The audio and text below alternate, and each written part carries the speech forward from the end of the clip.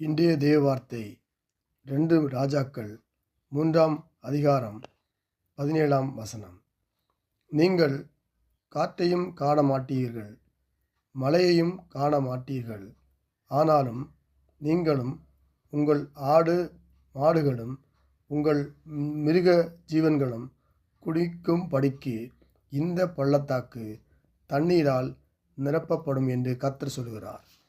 இந்த வசனத்தின் மூலம் கர்த்தர் நம்மிடம் சொல்வது, நாம் காணாத விதத்திலும் எதிர்பாராத முறையிலும் தேவன் வேலை செய்கிறார்.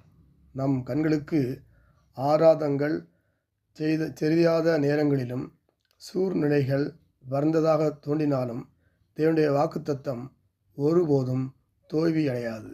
இந்த வாக்குத்தத்தம் 2 ராஜாக்கள் 3ஆம் அதிகாரத்தில் யோராம், யோசதபாத், ஏதோம் ராஜாக்கள் போதும் போது தண்ணீர் இல்லாமல் தவித்தபோது எலியா தீர்க்கதரிசி மூலமாக அளித்த வாக்குறுதியாம்.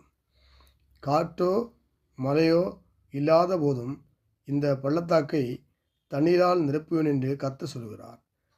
அது மட்டுமல்ல, நீங்களும் உங்கள் படைகளும் ஆடு மாடுகளும் மிருகங்களும் கூட குடிப்பேன் என்று கர்த்தர் சொல்கிறார்.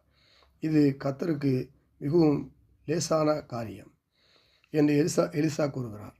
மனிதனுடைய முயற்சிக்கு அப்பாற்பட்ட வரியில் கர்த்தர் தாகத்தை தீர்க்க தண்ணீர் கொடுப்பார்.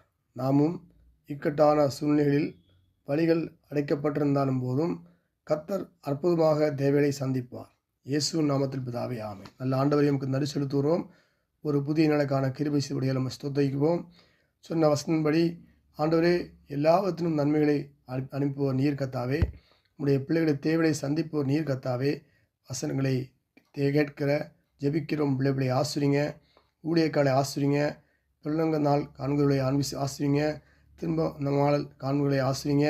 எல்லாவற்றிலும் நன்மையும் கிருபையும் தொடர்ந்த கிருபை செய்யுங்கப்பா. விசுவாசிகளை ஆசிரிங்க.